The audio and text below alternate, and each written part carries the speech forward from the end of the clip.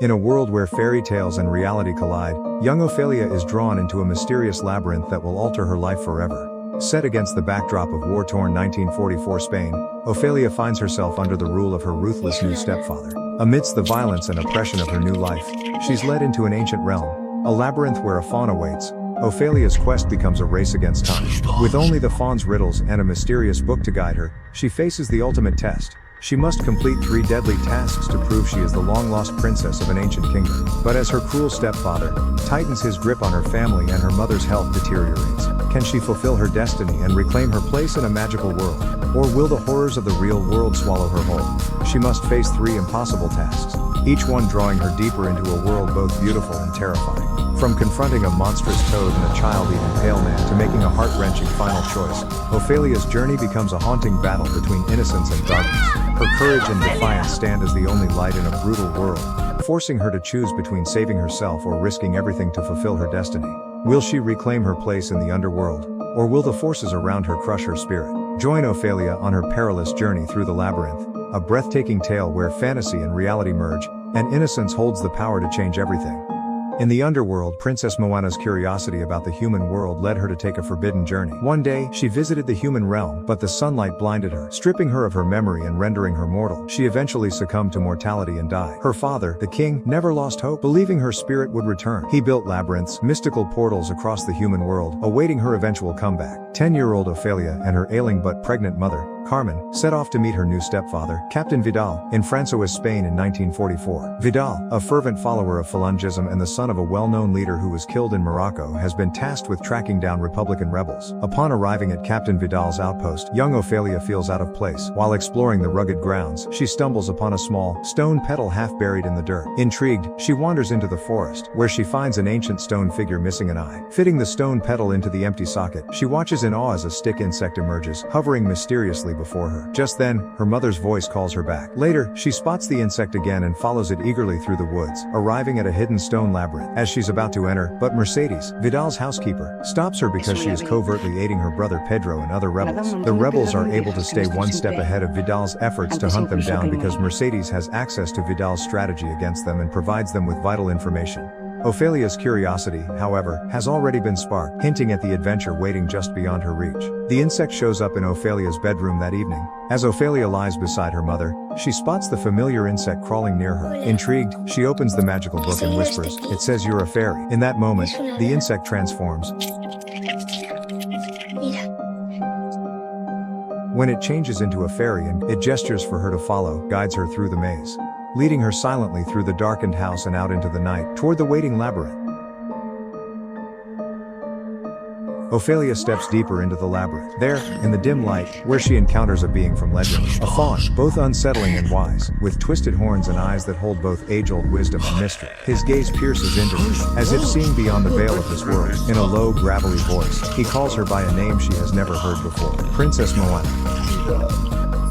Who thinks she's Princess Moana reincarnated. To prove her identity, he tells her of a hidden mark on her shoulder, the mark of the princess of the underworld. The faun hands her an ancient book, explaining its purpose. Within it are 3 tasks, challenges to test her spirit, for only by completing them can she prove her purity and her worthiness to reclaim her birthright. Completing these tasks will allow her to return to her true family and her rightful place in the underworld, embracing the immortality that awaits her. Ophelia rushes back to her room, the ancient book from the faun held tightly in her hands. Opening it, she watches in awe as blank pages fill with ink, revealing the story of Princess Moana. The text speaks of a symbol, the mark of a princess. She steps towards the mirror, carefully lowering her sleeve. In the reflection, faint but unmistakable, a symbol appears on her shoulder. Ophelia touches it lightly, a mix of wonder and disbelief crossing her face. Could it be true? Was she really the lost princess? Feeling the weight of her destiny, Ophelia's first task is to retrieve a key from the belly of a giant toad living under a dying fig tree, greedily feeding on the tree's life force and causing it to wither. A test of bravery and cunning. To complete this task, Ophelia must retrieve a key hidden within the toad's belly, freeing the tree from further decay. The faun provides her with magic stones and instructs her to feed them to the toad, which will force it to release the key. Following the book's guidance, Ophelia crawls beneath the ancient tree's roots and enters the hollow, coming face to face with the monstrous creature. With quick thinking, she tempts the toad into swallowing the magic stones. Moments later, the stones expand in its stomach, causing it to heave and finally expel the key she needs. Triumphant, Ophelia retrieves the key and emerges from the roots, having successfully passed the fawn's first trial and proving her courage. Ophelia returns to the labyrinth, clutching the key from her first task. The fawn steps out of the shadows. He hands her a small piece of chalk. For your next task, this will guide you. She returns to her room and opens the magical book. As she flips through its pages, they suddenly turn a dark, bloody red, staining the paper. She gasps, realizing the book is warning her. Her mother's health is deteriorating rapidly. Desperate, she runs to find her stepfather, Captain Vidal, urging him to help. Reluctantly, he follows her to Carmen's room and summons the doctor. After a tense examination, the doctor turns to Vidal and quietly states, "It would take a miracle for her to survive." Vidal's face hardens, while Ophelia feels the gravity of the doctor's words sink in, her heart heavy with fear. Fawn senses her distress and appears again, his voice gentler this time. "Your mother's pain is deep, but I can help." He produces a twisted mandrake root. "Place this under her bed, feed it milk, and a few drops of your blood. It will ease her suffering." Ophelia, desperate to save her mother, clutches the root tightly, hope flickering in her eyes as she leaves to complete her new task. The fawn reappears and briefs Ophelia about her next task. The fawn's expression is more serious this time. "Your next task is more dangerous." The fawn begins, handing her an hourglass filled with shimmering sand. "You will enter the lair of the Pale Man, a creature who feasts on the innocent." He holds up a small pouch. "This will open the door. Use it to retrieve a dagger hidden inside." Ophelia takes the pouch, but the fawn's tone sharpens. "But listen carefully, Princess," he warns, locking eyes with her. "Do not eat or drink anything you see. Not a crumb. Time is your only ally. Watch the sand closely, and leave before it runs out." He presses the hourglass into her hand, his voice a final caution. "Disobey, and the consequences will be dire." Ophelia, both frightened and determined, nods, clutching the hourglass and the pouch as she prepares for her perilous journey. Accompanied by 3 fairy guides and equipped with a piece of magic chalk, which allows her to create a door anywhere she wishes.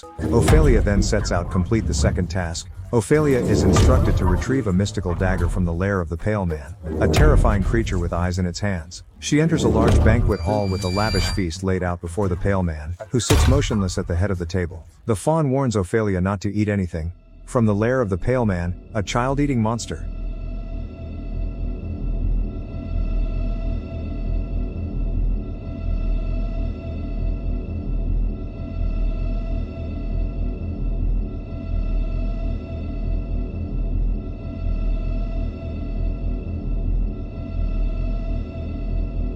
Retrieving a dagger, she uses the key from the previous task to open a vault that contains the dagger. Although warned not to consume anything from the massive feast laid out, but she can't resist. She eats 2 grapes, awakening the Pale Man.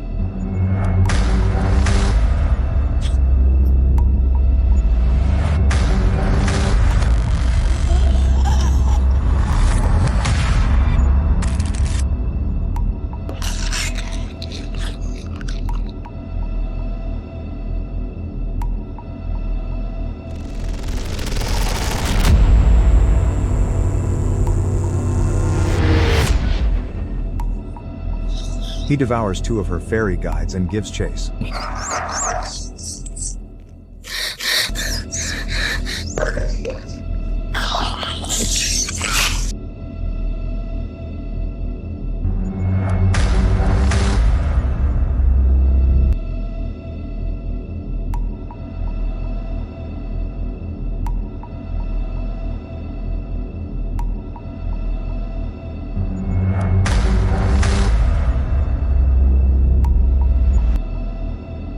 In a frantic escape, Ophelia draws a chalk doorway and slips through.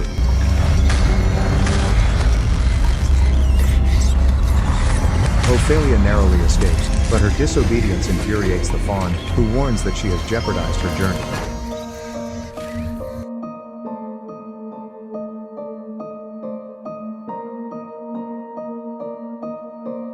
Infuriated at her disobedience, the fawn refuses to give Ophelia the third task. Vidal storms into Ophelia's room, his eyes cold with suspicion, dragging her from under the bed and pulls out the hidden mandrake root. "What is this?" he demands, holding the writhing root in disgust. Ophelia stammers, but before she can explain, Vidal marches to her mother's bedside, thrusting the root into her hands.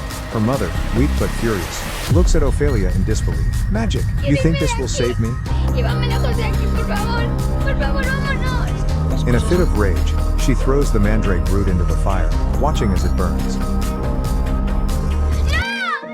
¡Ofelia! La magia no existe. Suddenly, her body convulses. She gasps, clutching her stomach as she collapses, her health rapidly worsening. Despite the doctor's efforts, she passes away that night, leaving her newborn son behind in the cold grip of the world. Ophelia realizes Vidal's cruelty when he murders two innocent farmers and tortures a rebel. Dr. Ferrero euthanizes the rebel at his request, leading Vidal to kill the doctor for aiding the rebels. Mercedes, revealed as a spy, tries to escape with Ophelia but is captured. Mercedes escapes after stabbing Vidal. The faun reappears and instructs Ophelia to carry her baby brother into the labyrinth to finish the third job after deciding not to give her another chance.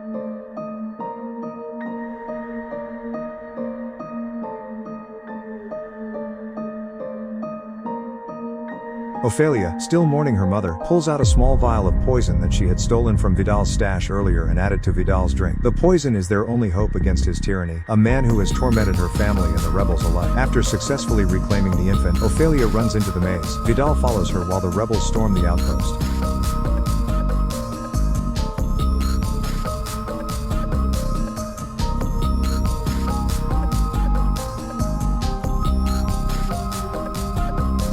In the middle of the labyrinth, Ophelia meets the faun. Ophelia declines to hurt her brother in order to fulfill the third job and open the portal to the underworld, even though the faun advises taking a tiny amount of the baby's blood. Vidal discovers her conversing with the unseen faun. After the faun walks away, Vidal removes the infant from Ophelia's arms and shoots her.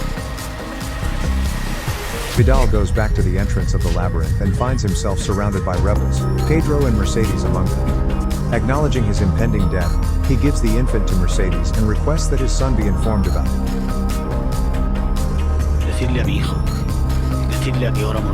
In response, Mercedes says his son won't even recognize him.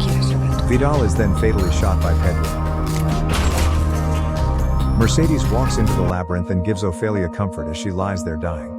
Drops of Ophelia's blood land on an altar at the base of the spiral stone stairway. Then Ophelia emerges in a magnificent throne room, well-groomed and unharmed. She passed the last test, according to the king of the underworld, because she chose to pour her own blood rather than someone else's. The faun addresses Ophelia as Your Highness again and commends her decision. Ophelia receives an invitation from her mother, the queen of the underworld, to sit by her father and govern with him. Ophelia smiles back in the stone maze, passing away in Mercedes' arms. In the real world, Ophelia's death is seen as a tragedy, another victim of Vidal's tyranny. However, in her magical realm, she is finally home, crowned princess of the underworld, her journey complete. The magical and real worlds merge in these final moments, leaving the viewer to question the nature of the fantasy. Is it truly real, or merely a creation of Ophelia's imagination, offering her an escape from the horrors of her life? The story of Princess Moana is concluded in the epilogue, which says that she went back to the underworld, governed prudently for many ages, and left subtle reminders of her existence in the human world that are visible only to those who know where to look.